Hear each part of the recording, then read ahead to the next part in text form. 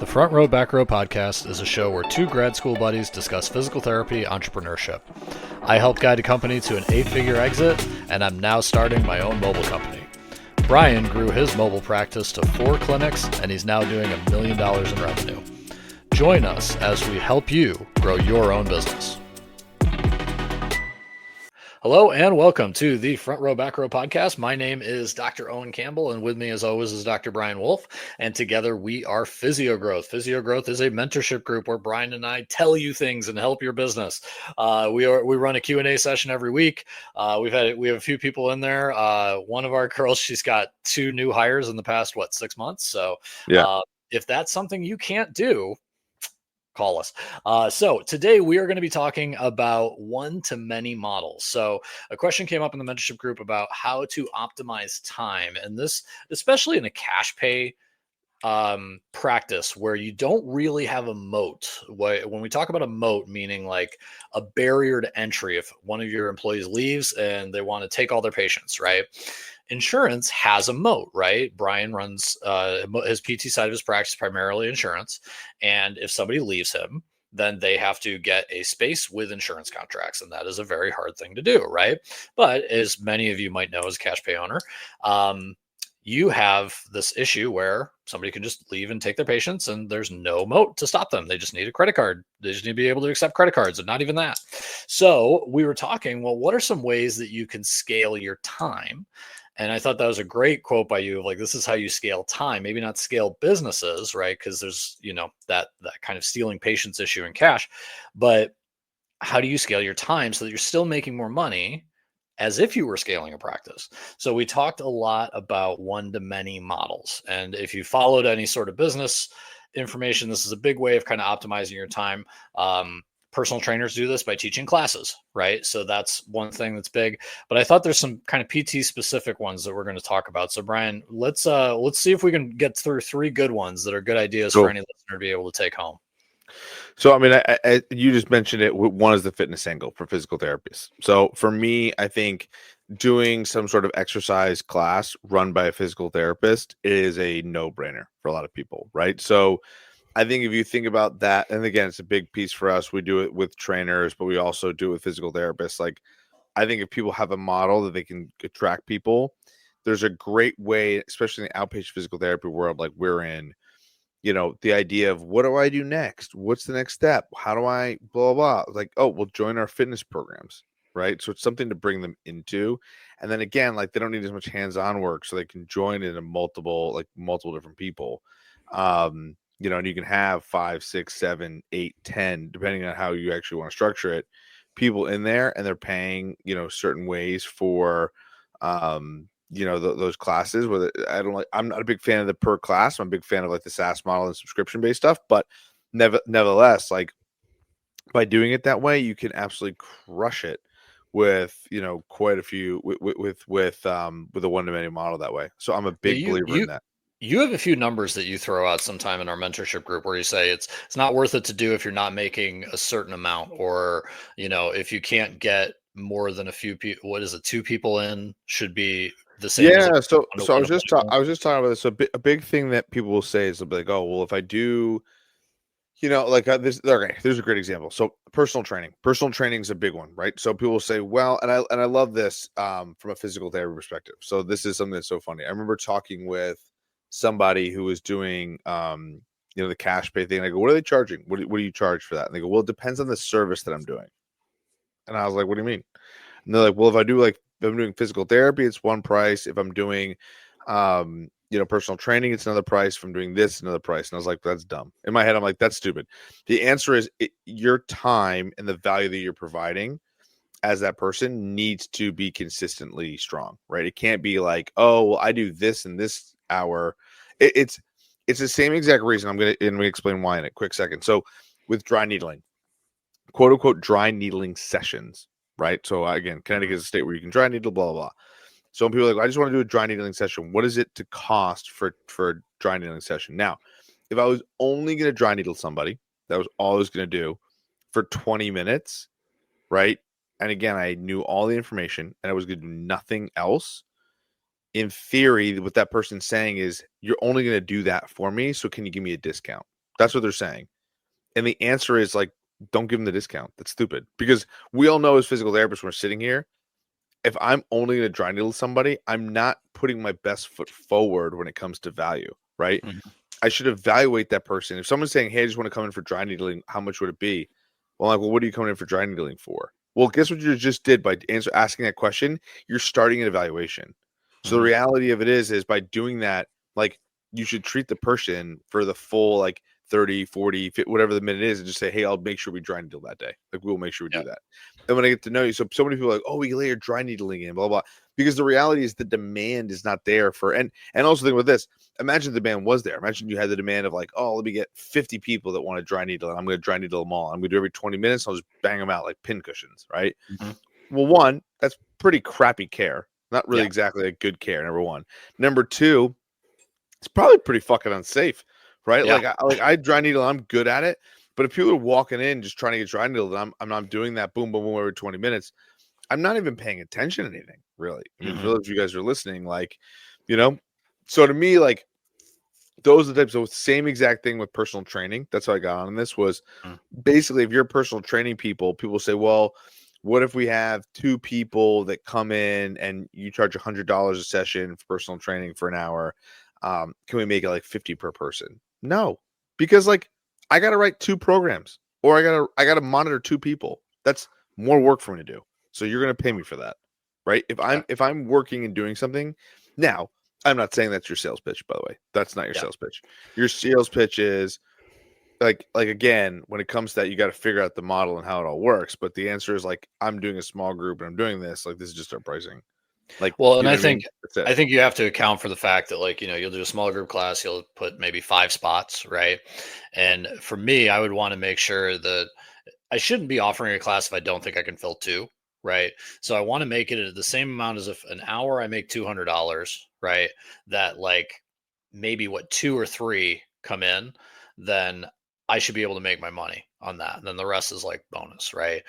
So you don't want to say like, okay, if all 5 people show up every time, then I make my hourly rate. Like, don't do that, right? Where you're offering, a really low, number. But at the same time, you have to build in some of that margin for the fluctuation.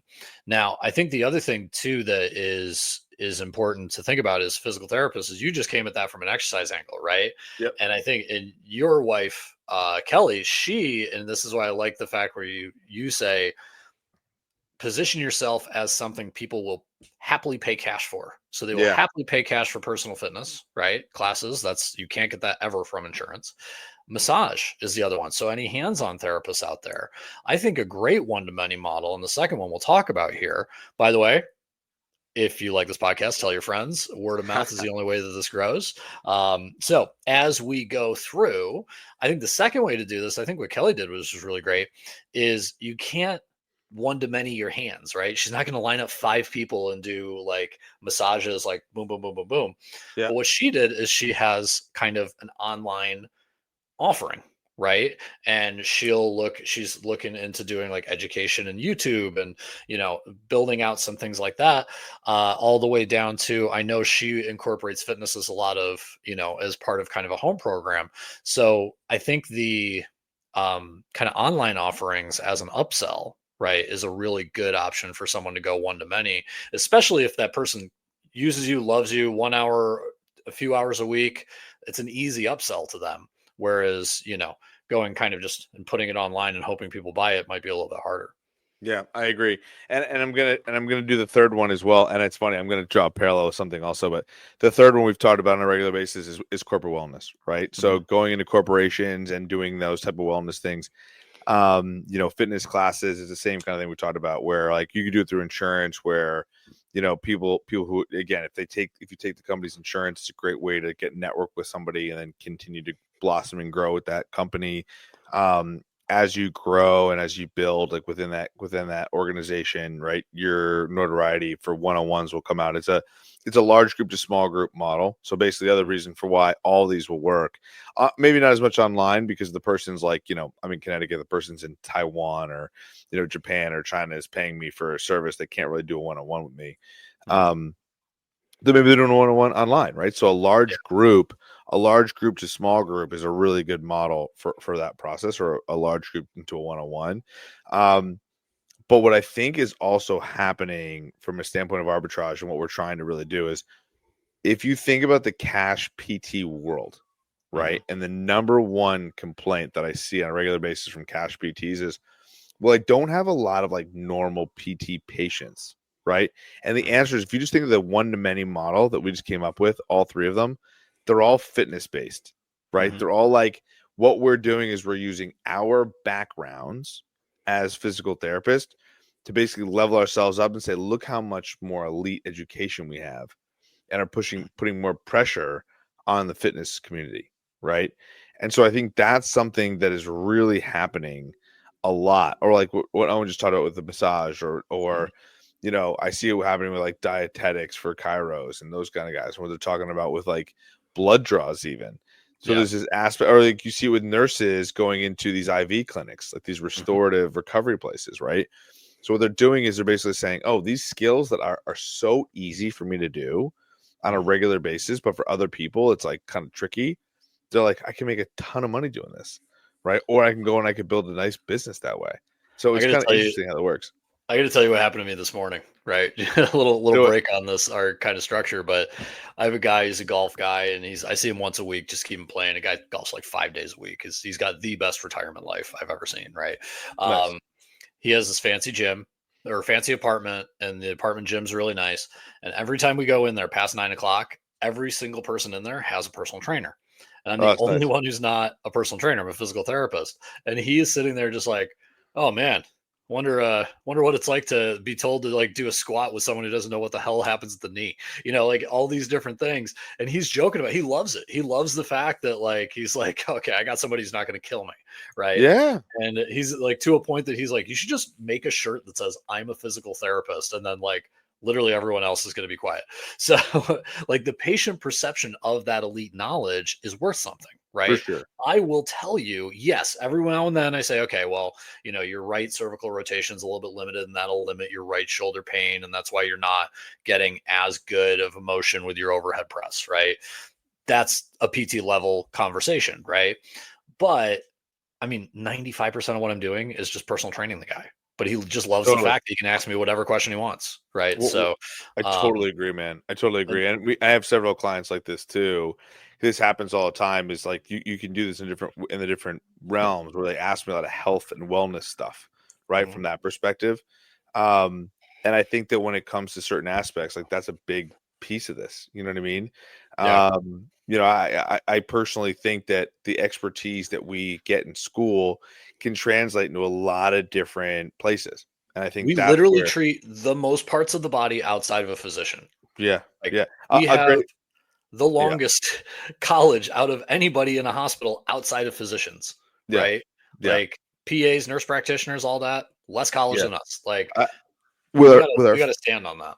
Yeah. With our fitness piece, I think what was interesting was we had somebody who came in and said, hey, I have spina bifida. And he was like, your other two trainers didn't know what that was. I was like, oh, I know what that is. Like, but and like actually exercise is great for this and blah, blah. And like, again, you don't even realize, like, when people are listening to this are like, well, the physical therapists who are listening to this are like, oh yeah, I know what spina bifida is. But realize that like a lot of the people that are taking cash doing the exact same thing that you're doing don't know what spina bifida is. They don't get that like training. So the reality is what Owen just said.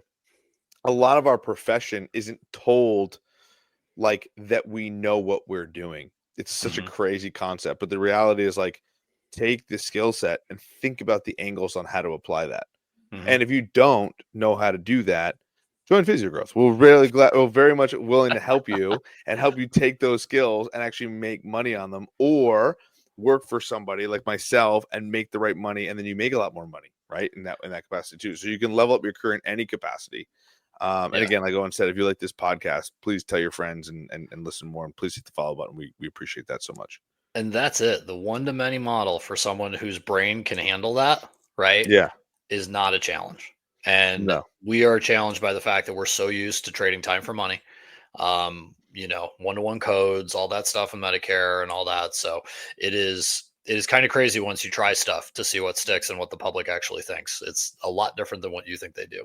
So with that, I am out, my friend. Have a good one. Sounds good. You too, buddy. See ya.